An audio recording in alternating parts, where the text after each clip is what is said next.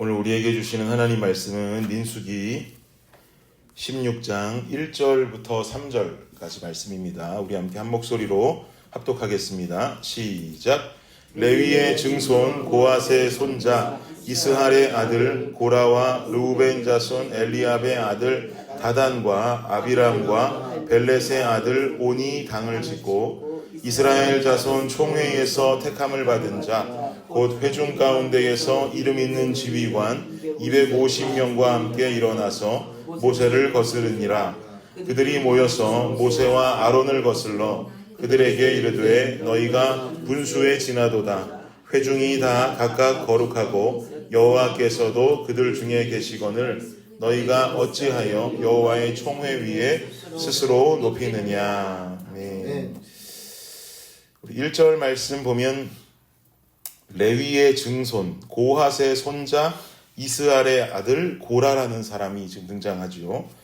여러분 고핫의 손자, 고핫 자손이라는 말인데요. 우리가 고핫 자손이라고 하면 함께 언뜻 떠올려야 되는 장면이 하나가 있습니다. 출애굽한 이스라엘 백성들이 율법을 받고 성막을 만든 뒤에 인원을 계수하라고 하나님께서 말씀하시잖아요. 인원을 계수하고 가나안으로 가는 것 아닙니까? 지금 민수기의 내용이.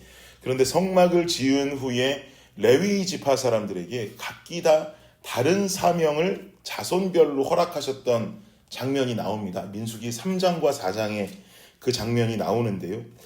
레위 지파에는 고핫 자손, 게르손 자손, 므라리 자손, 이런 자손별로 레위 지파 안에서 나누게 되는데 이 중에서도 고핫 자손에게 맡겨진 일은 무엇이었냐 하니까 성막 안에 있는 거룩한 기구를 운반하고 관리하는 일을 맡게 되었습니다. 예를 들면 상, 등잔대, 제단 같은 것을 관리하는 사람들이죠. 성막 안에 있는 거룩한 기구를 운반하고 관리하는 일들을 하다 보니까 고핫 자손들에게는 자신들에게 맡겨진 그 일에 대한 자부심이 있었어요. 우리는 게르손이나 므라리 자손들과 비교했을 때 더 성스러운 일을 하는 자손들이다. 더 거룩한 일을 하는 자손들이다라고 자부심이 있었던 것이죠. 그럴 수 있지 않았겠습니까? 성막 안에 있는 거룩한 기구들을 관리하고 운반하는 일들을 하니 우리가 하는 일이 좀 더 거룩해, 좀 더 자부심이 있어라고 하는 생각을 가지고 살았던 것이죠. 사랑하는 여러분, 하나님 일에 더 거룩하고 더 귀한 일은 없어요. 우리는 이걸 반드시 알아야만 합니다.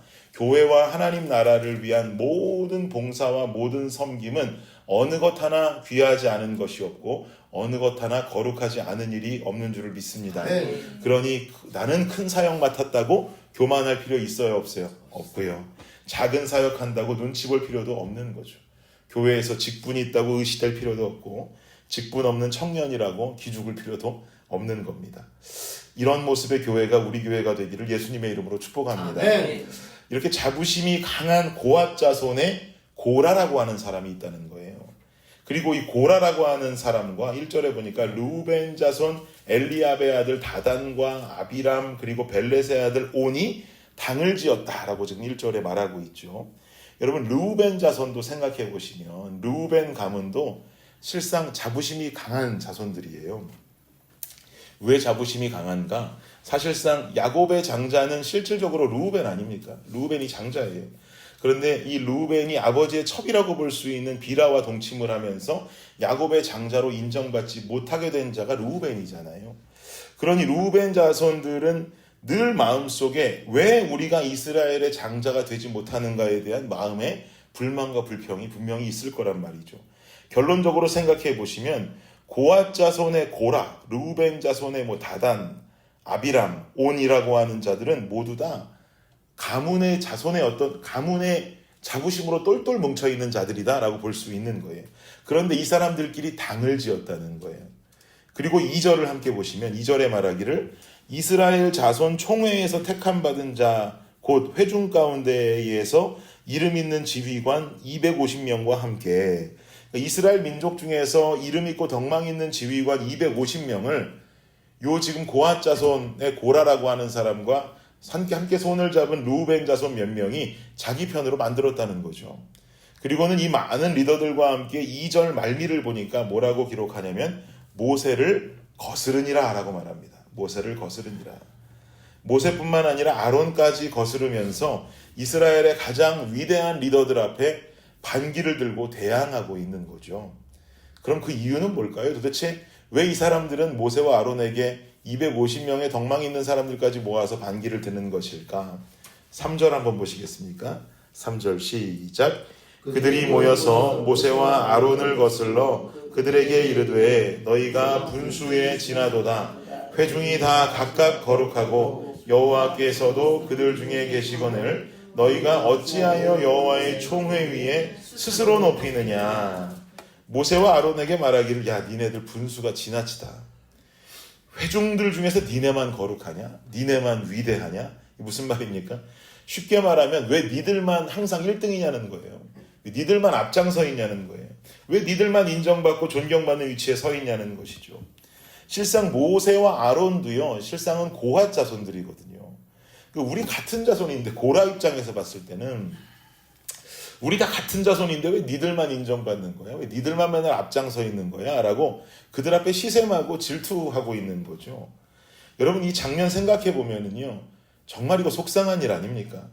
애굽에서 종살이하던 백성들을 이곳까지 힘겹게 이끌고 온 리더는 모세와 아론이었어요.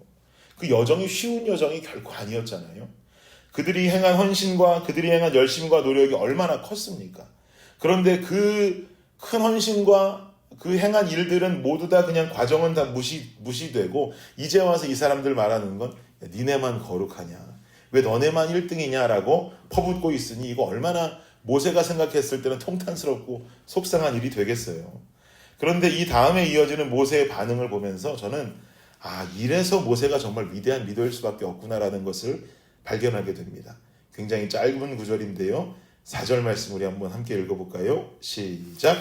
모세가 듣고 엎드렸다가. 저는 이게 너무 감동이에요. 모세가 듣고 엎드렸다가. 이 구절이 너무 큰 은혜가 되는데요. 화가 날 만하고 또 속상할 만하단 말이죠. 또 모세라고 아론이라고 이들의 말도 안 되는 이 컴플레인에 대항하고 대응할 만한 그들의 어떤 주장과 말이 없었겠습니까? 당연히 있죠. 할 말도 많아요. 지금까지 우리가 어떻게 너희들을 인도해 왔는데 우리가 겪은 이 일들이 너무 쉽게 보이니? 우리는 얼마나 이렇게 힘들게 너희들을 이끌고 여기까지 왔는데 이제 와서 우리한테 이렇게 대항할 수가 있는 것이냐? 할 말은 많아요. 지금까지 그들이 해온 노고와 헌신을 말할 수 있어요. 그러나 모세의 반응은 그들의 컴플레인을 듣고 엎드립니다. 모세는 누구에게 엎드린 걸까요? 하나님 앞에 엎드리는 것이죠. 왜요? 지금 고라와 르우벤 자손들이 컴플레인하고 있는 상대는 모세와 아론 같지만 실상은 모세와 아론을 이스라엘의 리더로 세우신 하나님을 향한 컴플레인으로 봐도 무관합니다. 그러니 그들이 하나님 앞에 반역하고 있는 것이라면 모세는 주님 앞에 경외하는 마음으로 당연히 엎드릴 수밖에 없어요. 또 다른 한 가지 이유는 하나님 앞에 이 상황을 어떻게 해결해야 될지 주님의 뜻을 묻고자 엎드려서 하나님의 뜻을 구하고 있는 것입니다. 사랑하는 여러분, 공동체의 리더는요, 똑똑한 사람이 공동체 리더 되는 것 아닙니다. 공동체의 리더는 믿음의 자부심이 있는 사람이 리더 되는 것 아닙니다. 보면은요, 나는 어떤 교회 다녔고, 나는 이렇게 큰 교회에서 권사 직분 받았고, 나는 이렇게 큰 교회에서 장로 직분 받았고, 나는 어떤 훈련 받았고, 제자 훈련 받았고, 나는 어떤 직분이고, 나는 어떤 삶의 간증이 있고, 나는 어떤 믿음과 신앙을 가지고 살아왔고, 이 모든 것을 마치 내 훈장이요 자랑거리로 여기면서 리더 위치에 서고자 하는 사람들도 있어요. 근데 이러한 것으로 리더 위치에 설 수 있다는 건 아니죠. 진짜 리더는, 교회의 리더요 하나님 나라의 리더는 오늘 모세와 같은 모습을 가진 자가 되는 줄을 믿습니다. 아멘. 어떤 상황에서든 주님 앞에 엎드릴 수 있는 겸손함을 가진 자, 하나님을 두려워하는 경외의 신앙을 기본적으로 가진 사람, 그리고 어렵고 힘든 상황에도 내 지혜와 내 경험과 내 성질로 사는 사람이 아니라 조용히 주님 앞에 엎드림으로 말미암아 주님의 뜻을 먼저 구하는 사람, 이 사람이 바로 교회와 하나님 나라의 리더의 자질을 갖춘 사람이 되는 것입니다. 저는 우리 블레싱 교회의 리더분들께서 다 이런 자질을 갖추시기를 축복합니다.